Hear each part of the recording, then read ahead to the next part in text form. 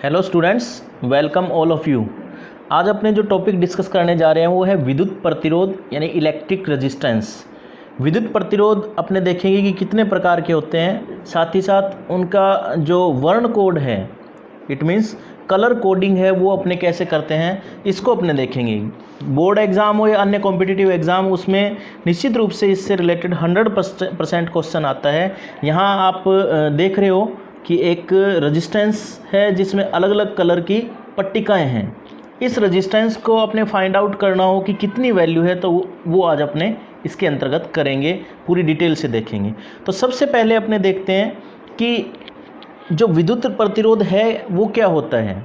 जैसे अपने कहें कि किसी भी चालक में धारा के प्रवाह में जो बाधा उत्पन्न होती है उसे अपने विद्युत प्रतिरोध कहते हैं। एक सिंपल सी परिभाषा है, चालक का वह गुणधर्म जो चालक में विद्युत धारा के प्रवाह का विरोध करता है विद्युत प्रतिरोध कहलाता है। इसे सामान्य एक एग्जाम्पल से समझते हैं अपने कि विद्युत प्रतिरोध एक्चुअल में है क्या।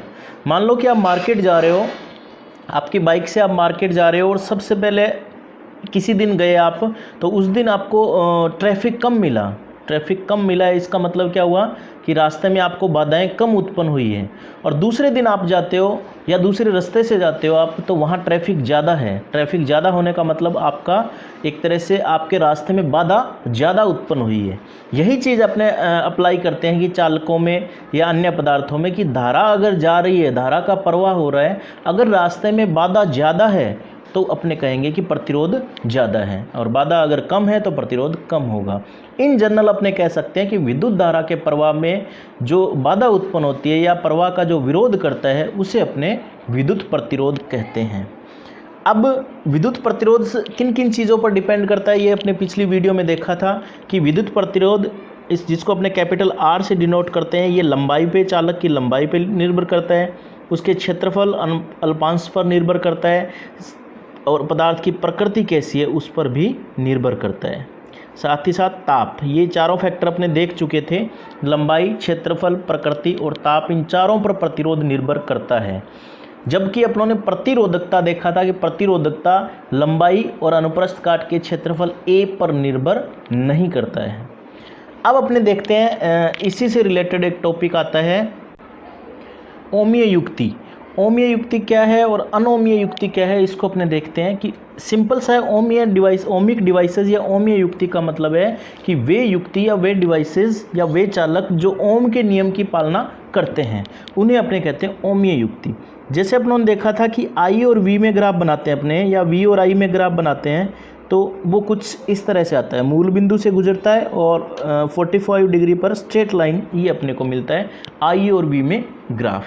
इसका मतलब जिन डिवाइसेस के लिए आई और वी में ग्राफ इस तरह से मूल बिंदु से पारित और सरल रेखा प्राप्त होता है, उन सब को अपने ओमीय युक्तियाँ कहते हैं। जैसे अपने कहें कि कोई भी चालक है वो ओमीय युक्ति है, बशर्ते उसकी जो अवस्थाएं हैं जैसे ताप, दाब, ये सारे कांस्टेंट रहने चाहिए, अनुप्रस्थ काट का क्षेत्रफल, ये सारे कांस्टेंट रहने चाहिए, तब अपने कहेंगे कि वो एज ए ओमिक डिवाइस काम में आता है या ओमीय युक्ति है। अब इसका रिवर्स देखते हैं अपने, अनओमीय युक्तियाँ। अनओमीय युक्तियों में जैसे अब इसका ऑपोजिट करें अपने, कि वे युक्ति जो ओम के नियम की पालना नहीं करती उन्हें अपने कहते हैं अनओमीय युक्तियाँ या नॉन ओमिक डिवाइसेस। जैसे कुछ युक्तियाँ हैं जो ओम के नियम की पालना नहीं करती, इसका सीधा मतलब है कि आई और वी में ग्राफ, आई और वी में अगर ग्राफ खींचे तो वो स्ट्रेट लाइन नहीं आएगी, उनको अपने कहेंगे अनओमीय युक्तियाँ। फॉर एग्जाम्पल निर्वात नलिका, ये भी अनओमीय युक्ति है। विद्युत अपघटनी द्रव जितने भी है वो अनओमीय युक्ति है। टॉर्च का बल्ब, जैसे जलती हुई टॉर्च है उसका बल्ब है, वो भी अनओमीय युक्ति है। साथ ही साथ जो सेमीकंडक्टर डिवाइसेज है, अर्धचालक युक्तियाँ हैं, जैसे ट्रांजिस्टर है, डायोड है, जिनका अपने आगे डिस्कशन करेंगे ट्रांजिस्टर वाले चैप्टर में, डायोड वाले चैप्टर में बड़ी डिटेल में पढ़ेंगे, तो वो भी सारी की सारी अर्धचालक युक्तियाँ हैं। जैसे सबसे पहले एग्जाम्पल की बात करूँ मैं, इसको देखते हैं कि टॉर्च का बल्ब। टॉर्च के बल्ब में आई और वी में जो ग्राफ आता है, आई इस तरफ है और वी इस तरफ है। स्टूडेंट्स जब भी आप कुछ एक्स एक्सिस और वाई एक्सिस पे लें तो साथ में मात्रक जरूर लिखें, जैसे आई एम्पियर में और वी वोल्ट में, ये आप आदत बना लें, मात्रक जरूर लिखें।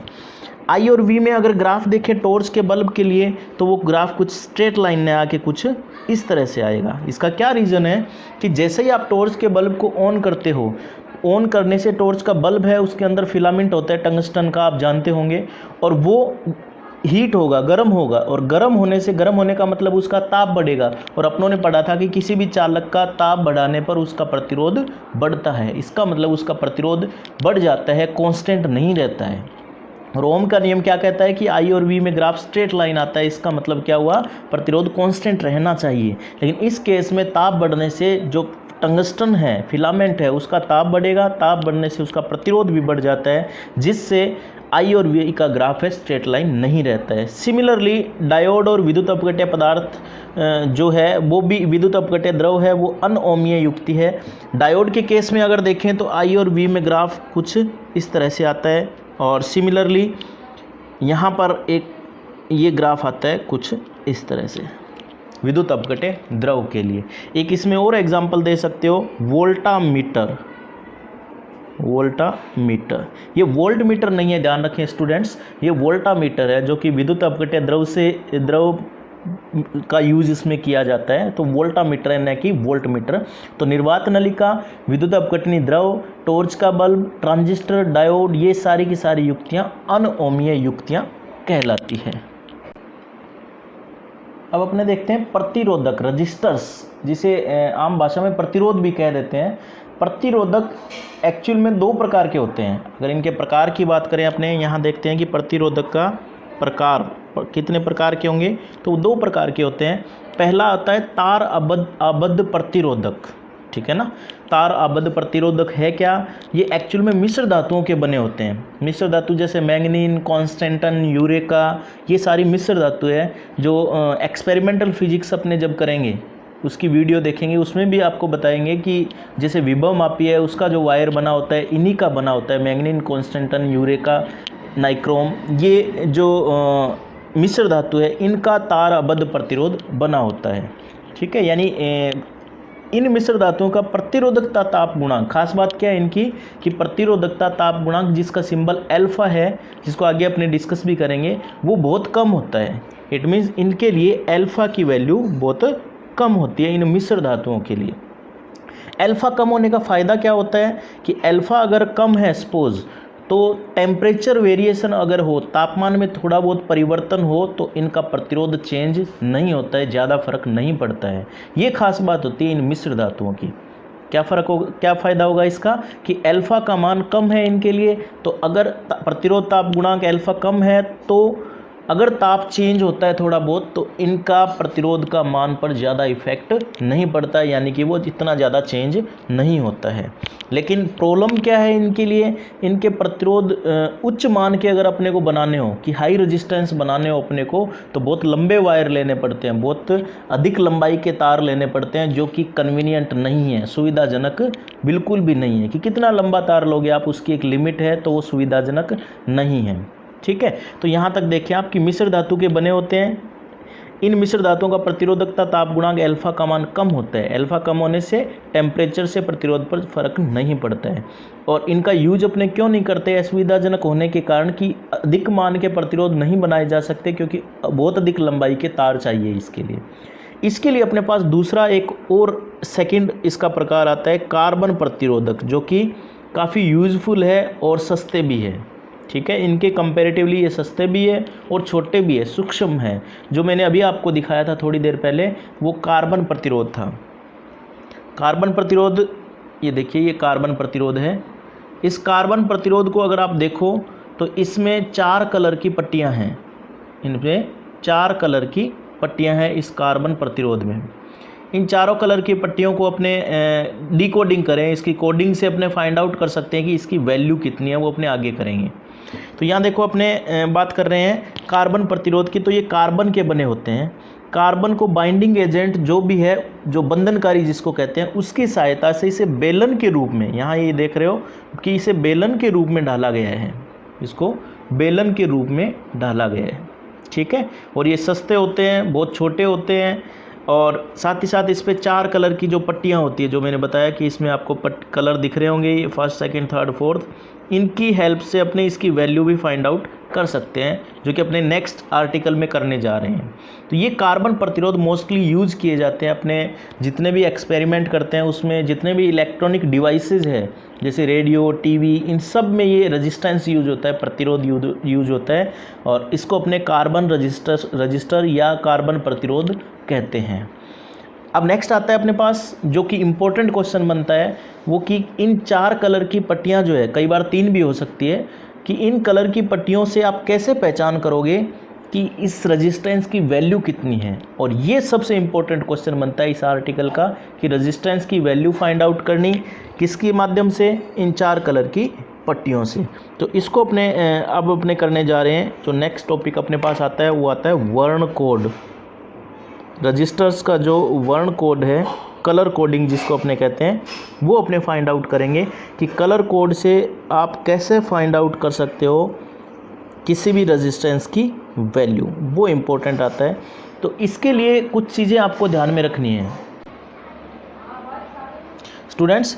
अब वर्ण कोड, कलर कोड देखते हैं अपने। इसके लिए आपको एक सेंटेंस याद रखना होगा। ये एक तरह से ट्रिक है, ये ट्रिक है अपने जिसके माध्यम से अपने फाइंड आउट कर सकते हैं कि किसी भी रेजिस्टेंस की वैल्यू कितनी होगी। जैसे मैं बात करूं कि ये आपको लर्न रखना है, याद रखना है कि बीबी रॉय गए ब्रिटेन। एक व्यक्ति था जिसका नाम था बीबी रॉय। क्या नाम था? बीबी रॉय। वो कहाँ गए? इंग्लैंड गए। वहाँ से लाए वेरी गुड वाइफ, वहाँ से वेरी गुड वाइफ उनके अकॉर्डिंग बहुत अच्छी वाइफ लेके आए। कैसी? जो गोल्ड सिल्वर नो, यानी उनके अकॉर्डिंग कौन सी अच्छी वाइफ होती है? जो गोल्ड और सिल्वर को नो कहे कि मुझे ना तो गोल्ड चाहिए, ना सिल्वर चाहिए, ना सोना चाहिए, ना चांदी चाहिए, ठीक है, वो उनके अकॉर्डिंग अच्छी वाइफ है। दोबारा बता दूं मैं कि बीबी रॉय गई ब्रिटेन, वहाँ से लाए। वहाँ से लाए का मतलब ये कनेक्टिंग है, इसका अपने यूज़ कहीं नहीं है, बस जोड़ने के लिए है, एक सेंटेंस को कनेक्ट करने के लिए। बीबी रॉय गए ब्रिटेन, वहाँ से लाए very good wife, gold silver no. अब मैं 1 बाय 1 इसका अर्थ बताता हूँ कि जो देखिए बीबी रॉय गई ब्रिटेन, इनका मीनिंग देखते हैं। पहले बी का अर्थ है ब्लैक, बी का मतलब brown, R red, O meaning orange, Y for yellow, G for यहाँ पर आता है green, B for blue, V for violet जिसे बैंगनी कहते हैं, G for grey, W for white, G for gold, gold का मतलब गोल्डन कलर, एस का मतलब सिल्वर यानी चांदी के रंग का, एन का मतलब है नो कलर यानी कोई रंग नहीं है, रंगहीन या वर्णहीन कह सकते हो। अब ये क्रम है अपने पास, बीबी रॉय गरीब ब्रिटेन, वहाँ से लाए, फिर very good wife, gold silver no. इसके अकॉर्डिंग एक टेबल लर्न करनी है आपको, और उससे कोई भी क्वेश्चन, कैसा भी क्वेश्चन क्यों ना आ जाए, अपना क्वेश्चन कभी भी गलत नहीं होगा। अब इसमें 3 चीज़ें ध्यान रखनी है आपको। यहाँ देखो बी आ रहा है, पहला बी, दूसरा बी और तीसरा बी। तो आपको क्रम याद रखना है कि पहला बी ब्लैक होगा, फिर ब्राउन होगा और फिर ब्लू होगा। ब्लैक, ब्राउन, और जब यहाँ आओगे तो ये ब्लू होगा, ठीक है ना, उल्टा पुल्टा नहीं करना आपको। पहला होगा ब्लैक, ब्राउन एंड ब्लू। अब एक चीज़ और, यहाँ देखो ये आ रहा है जी और यहाँ भी आ रहा है जी। इसका मतलब पहला जी होगा वो ग्रीन होगा, और यहाँ पर जो जी आता है वो होगा ग्रे, जिसे स्लेटी या धूसर भी कहते हैं हिंदी में। ये होगा, पहला ग्रीन होगा और ये ग्रे होगा। तो ये 2 चीज़ें आपको माइंड में रखनी है। अब देखो क्रम अपने अच्छे से याद हो जाएगा। ब्लैक, ब्राउन, हिंदी में भी देखेंगे, एक बार इंग्लिश में देख लीजिए आप। Black, brown, red, orange, yellow, और उसके बाद मैंने जी आपको बताया था ग्रीन, फिर बी ब्लू, वॉयलेट जिसे बैंगनी कहते हैं, फिर वापस जी आता है तो grey, white, golden colour, silver colour और नो कलर यानी कोई रंग नहीं है। अब इसका जो प्रतिरोध है उसके जैसे मैंने बताया, कार्बन प्रतिरोध पे 4 कलर की पट्टियाँ होती है, पहली, दूसरी, तीसरी और चौथी।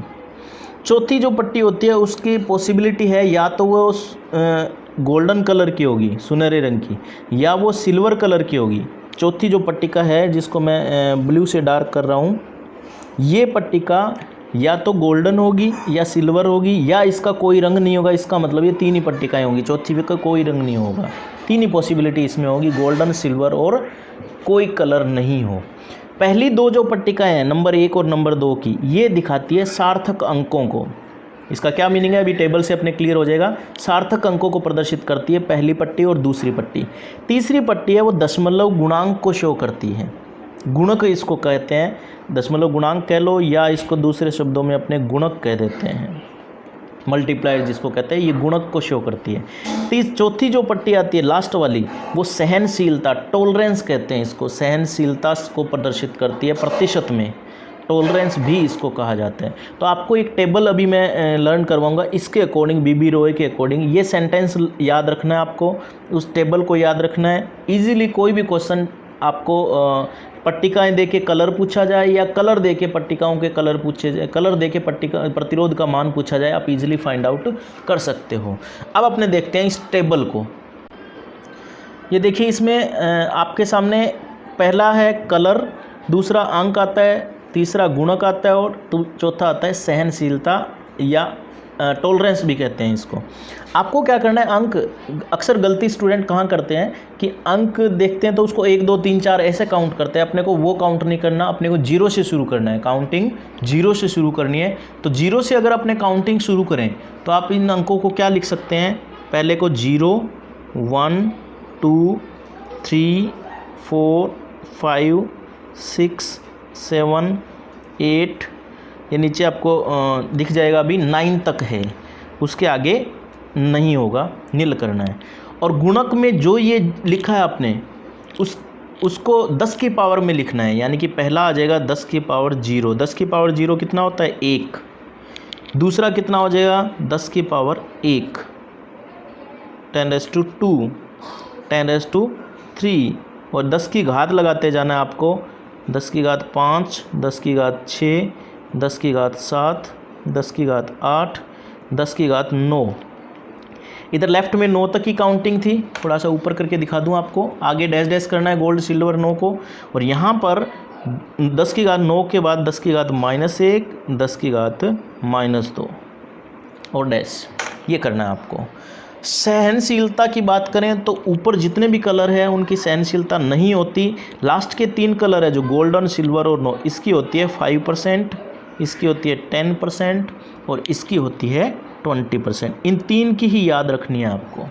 इस टेबल को दोबारा देख लो, बीबी रॉय ग्रेट ब्रिटेन के अकॉर्डिंग अगर अपने देखें तो सबसे पहला आता है अपने पास, जो पहला अंक अपनों ने बताया था, पहला जो बीबी रॉय, यहाँ देख सकते हो आप, बीबी रॉय में अगर देखें तो पहला अंक कौन सा है, ब्लैक ब्राउन रेड। यहाँ देखो इस पॉइंट पे BBROY रॉय गए ब्रिटेन, वहाँ से लाए very good wife, gold silver 9। इस क्रम में काउंटिंग 0 से शुरू करनी है, 0 1 2 3 4 5 6 7 8 9 तक।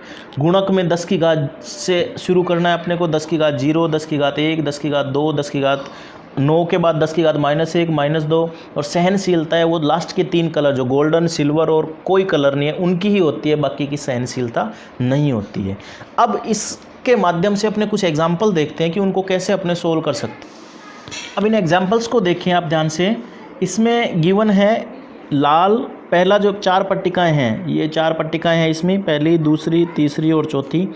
पहली पट्टिका लाल रंग की, दूसरी भी लाल रंग की, तीसरी हरे रंग की और चौथी चांदी जैसे रंग की। जैसे मैंने बताया कि पहली